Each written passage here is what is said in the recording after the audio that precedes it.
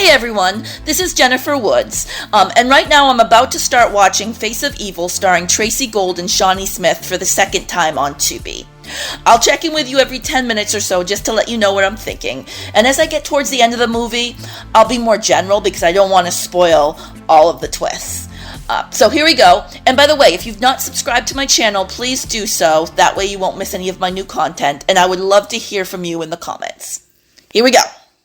Okay, so the movie opens with Tracy Gold's character sitting on this little hill outside, sketching in her sketch pad, engaging in a little bit of sinister activity involving a bird and a cat. We find out that she has a boyfriend who's actually a fiance. They're about to get married. He's just gotten her some really expensive rings. And his mother is really excited about their upcoming marriage because apparently she thought her son was heading down a path of destruction or something. Clearly, this mother has no faith in her own offspring. What does that say about him? But, voila, here comes this wonderful woman with a mass of curly blonde hair, and suddenly all is well with the world. So she's really excited about their impending wedding. Not much of a surprise to find out that Tracy Gold's character is an artist. She was sketching in her sketch pad at the beginning of the movie. But no sooner do we meet her fiancé than she's getting up in the middle of the night, packing her stuff, and heading to the airport so that she can skip town. But there's some confusion regarding the price of her ticket, so she's not happy about that. She's ready to walk off in a bit of a huff when she spots a young woman in the distance who seems to catch her interest. She goes over to sit next to the young woman in a terminal, and they strike up a conversation. The young woman is on her way to New Hampshire, but missed a connection. She's got a college scholarship and is apparently a musician. She's carrying a violin case. She seems a bit troubled, and as it turns out, it's because she was raised on a pig farm. That'll do it. And she's ready for a change of scenery. Then the young woman is called to board her plane, and she decides this would be a great opportunity to use the restroom. Tracy Gold's character follows the strange girl into the restroom and tries to make a grab for her bag while she's in the stall, but the girl swings open the stall door and gets up in her face. They get into a scuffle, ending with Tracy Gold's character ultimately knocking the college-bound teen down, causing her to hit her head on the toilet. There's blood, it's a crime scene. What is Tracy Gold's character to do? Now the janitor is knocking on the door. She somehow manages to hide the body and clean up the blood in the short period of time she is able to stall him. When he enters, there's toilet paper all over the floor. Not really sure why she had to make a complete mess out of the place. Maybe she used the toilet paper to clean up the blood and then realized she couldn't stuff it in the trash because the trash can was already filled up with the boots, clothing, and sheet music she tossed. Still, it seems like a lot of wasted toilet paper. It didn't seem like that much blood, but who knows? Maybe there was more blood that I didn't see. The janitor takes in the scene and is like, okay, this is kind of strange. But who knows, maybe it's not that out of the ordinary for a standard day in a Chicago airport restroom. Meanwhile, the lady on the intercom is warning to keep an eye out for suspicious activity and strange luggage and that whole spiel. Which is kind of funny because they always say that. And it makes you wonder, is there always some evil blonde woman carrying around a dead woman in her luggage at that very moment? Or is that only something that happens in a Tracy Gold TV movie? So before Tracy Gold's character gets on the plane, the luggage check guy takes her luggage from her. And this was before 9/11, so TSA must have just been weak back then. Either that or this whole movie's complete BS. Because, there's a body, obviously, in that luggage, but they're just acting like it's business as usual. So now the fiancé is freaking out. He must have realized by now that the love of his life just got a little bit of pre-wedding jitters. He's smashing up his place, pretending it's her face. Maybe she's just a battered girlfriend. Maybe she's on the run. Maybe it's too soon to start making judgments about her. Let's wait and see what happens. Maybe the girl in the suitcase is just, collateral damage. So Tracy Gold's character is named Darcy. I finally bothered to look it up. Darcy arrives at the New Hampshire airport and is greeted by a young woman named Janelle Polk, played by Shawnee Smith. Janelle asks her if her name is Brienne. She's clearly never met this girl before, but they're going to be roommates. We find out Brienne is from Kansas, which sounds like a pig farm state. Janelle is from Boston. As Brienne is leaving the airport, some helpful guy tries to take her luggage for her, but notes that it's kinda heavy. Gee, I wonder why. Brienne/Darcy notes some movement inside of the luggage and starts to get nervous. Now I'm wondering if she made sure that if the girl was dead before packing her in there. She didn't have much time for that back in the bathroom. I suppose she's lucky there aren't screams or faint moans coming from the suitcase. Brienne's really starting to regret her life choices by the looks of it as she lugs the heavy suitcase to her dorm room. She asks Janelle how far it is to New York. Janelle says about 200 miles, which is impressive that she knows that. This is 1996, before search engines on smartphones. Brienne/Darcy doesn't seem too happy about where she's ended up, but I have to say that's what happens when you make hasty life and death decisions in a Chicago airport bathroom. I'm really not sure what her end goal is. I guess she was just trying to flee town as quickly as possible, but now she's stuck in a life she didn't choose. And she has a dead body she needs to dispose of, so she skips out on dinner to take care of that important matter. So now Darcy is creating a new personality for Brienne. She tells Janelle that she never wanted to play violin. She wants to be an artist, but the path her life took was due to parental pressure. Janelle understands. Her father is preoccupied with appearances. Darcy's twisted side comes out when she slams her pinky in the door, presumably so that she won't have to play violin anymore. She goes in to see a counselor to change her course schedule and is set up with an appointment with a woman named Ellen, who apparently met with her before. So Darcy can't exactly talk with this woman again because she's changed quite a bit since the last time Ellen laid eyes on her. So she comes up with a plan to deal with the counselor. She finds a way to sneak into her office and tamper with her eye drops. I guess she must have gotten a new appointment with someone different because she gets into the art class. Her drawing looks like a dismembered body, but hey, maybe she's the next Picasso. She also takes a psychology class. She decides to do something a little different than the assignment. She writes a poem about a disturbed young girl. Surprise, surprise, it's clearly autobiographical. The teacher gives her an A for thinking outside of the box, but an F where it counts. Darcy calls him a hypocrite when talking in private with Janelle, so now he's on her bad side, and that's never a good place to be as far as Darcy is concerned. Darcy decides to write a letter to Brienne's parents to throw them off track. She includes a damaged photo so that they won't be able to see she's not in it. When they call her at college, she tells them that she's just a friend and Brienne is probably at the library. Luckily, this took place before the days of rampant cell phone use. Otherwise, she would have probably just had to ignore her mother's calls and texts, and that would have maybe been a little bit more inconvenient.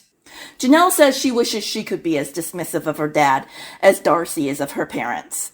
Darcy says she would never be dismissive of a guy with money. Janelle looks at her as if she sees a red flag where her roommate's face is supposed to be.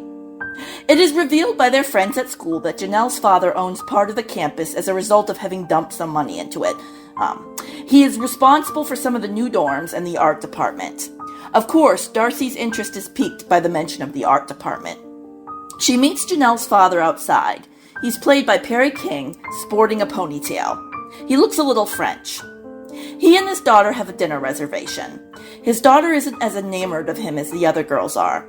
The father and daughter seem to have an awkward relationship, and she makes a comment about his choice to drink at dinner, and he says that he's sober, so that might be part of it.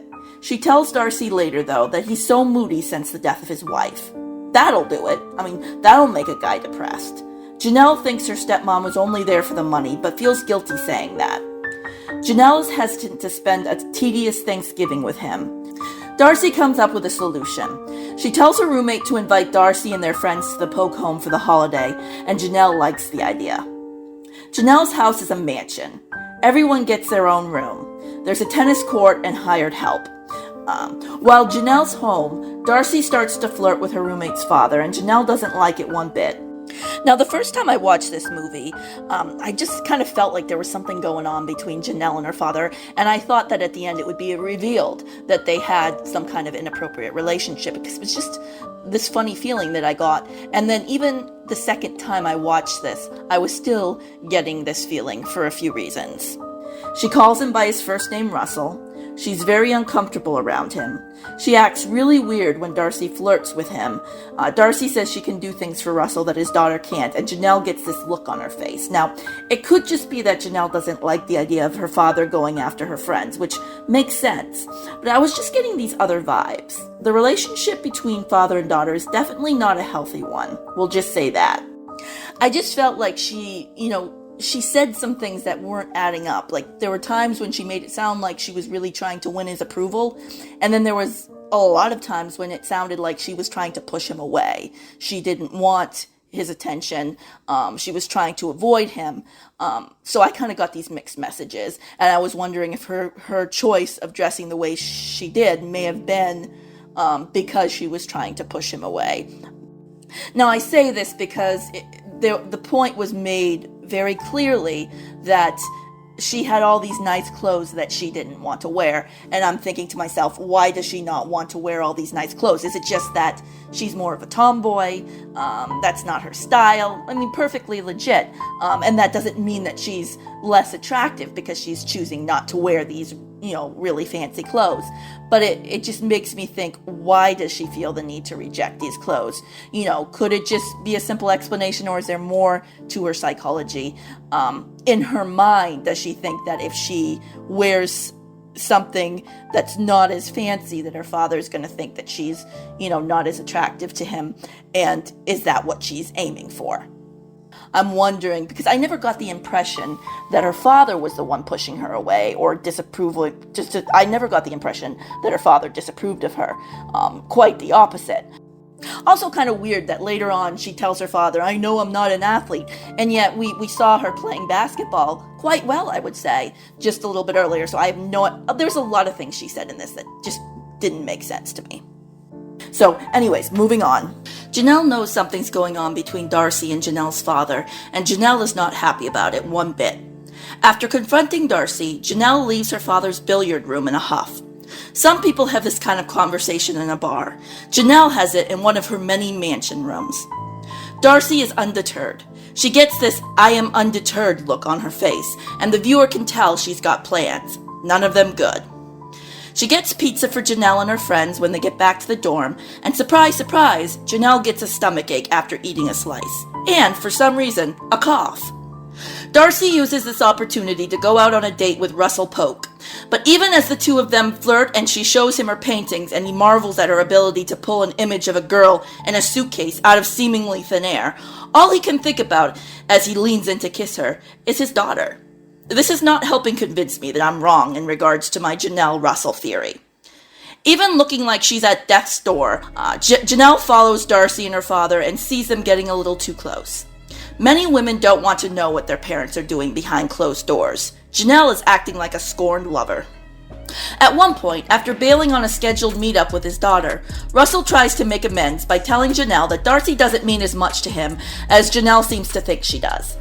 Janelle points out that Darcy, whom she still knows as Brienne, is young enough to be his daughter, and that seems to give him a little bit of pause. It should be noted that Janelle seems to go into a trance or something when her father grabs hold of her arms, like she's trying to shut him out, the way she said earlier she'd like to be able to do. She even seems to visibly shudder. Janelle's father is talking to her in the kind of way that I can picture a man might talk to his jealous lover, trying to calm her down and reassure her that she's the only woman for him. It's just super creepy. It's interesting that right after this conversation with her father, right after she basically tells him to pick on girls his own age, we're shown a series of paintings by Darcy, one after another, that seem to depict women being silenced and abused, and yeah, I know that the girl in the suitcase painting is obviously a reference to the real Brienne. But some of these paintings seem to suggest to me that there is a very hurt young woman trapped inside of Darcy. Maybe a young girl who was abused, who has now grown up into a monster. And it's just interesting the way the movie utilizes this imagery, making me wonder if Darcy is capturing both her own agony and Janelle's as well, since I'm pretty sure we saw that agony expressed clearly in the previous scene, and now we're seeing it in painting form. And it's kind of interesting that the women in the paintings aren't wearing any clothes. These paintings are who they are after all of the pretense has been stripped away. I kind of wonder if both Janelle and Darcy are imposters. Darcy is stealing identities. Janelle is maybe hiding behind the clothes she chooses to wear. I don't want to give away the ending. Suffice it to say that Darcy's ex pays her a visit on the campus and it doesn't go well. Brienne's mother pays a visit and some truths come out, but not the whole story. Janelle and her father find out Brienne is really Darcy. Russell thinks Darcy is just some poor lost soul who will turn her life around with some TLC. Janelle isn't so sure about that, and does some investigating of her own. There's a line at the end of the movie that is particularly chilling for a couple of reasons, and if you don't want any hint of a spoiler, then maybe turn this video off now, and I'll just say my goodbyes, and that it was great having you around until this point. I hope to see you for my next video. But for those who have decided to stick around, near the end, Janelle asks Darcy who she really is, and Darcy answers with, "I was almost you." And I think that doesn't mean exactly what I initially took it to mean. I definitely think Darcy was planning to kill Janelle and take over her identity. That's pretty much a given. But I think she was also saying that she could have ended up just like Janelle if she hadn't gone and burned down her childhood home and her parents inside. I'm thinking Darcy, whose real name ended up being Barbara, was an abused child who grew up to be a monster. I think Janelle is also an abused child. Darcy/Brienne/Barbara ends up being led away in a cop car, while Janelle ends up in her father's arms as he tells her how much he loves her, and she just looks at him as though she's just had a troubling revelation. Barbara/Darcy could have ended up just like Janelle, but now she's on her own, and she's probably going to escape the cop car because she's already working her charm on one of the officers. So that's all I have to say about this movie. What did others think of it? Do you think my theory about Janelle and Russell holds any weight? I give this movie 4 stars because it kept me on the edge of my seat, wanting to know what was going to happen next. Now, there were parts of this movie that were just downright silly. For instance, there's a scene where Janelle is in some room in her mansion, screaming out, "Daddy, Daddy!" And he's like, outside running, on this big property. And somehow he hears her crying out, "Daddy, Daddy," all the way outside. She's like in one of her many mansion rooms. And I'm like, is that realistic? Is that really realistic? I don't think it is. I don't know. I've never lived in a mansion. But I kind of get the feeling that her voice would have gotten lost within all of those walls. Also, kind of ridiculous that Darcy was able to do what she did with this young woman in a public restroom. I mean, a Chicago airport, sure. But still, she was able to do all that she did within a relatively short, a very short period of time. And just, put this woman in her suitcase and just walk out the door and just go about her business, and nobody noticed anything. And also just leave a crap load of toilet paper all over the floor. Unnecessarily, I might add. There was no reason for that toilet paper to be all over the floor. It was just so weird.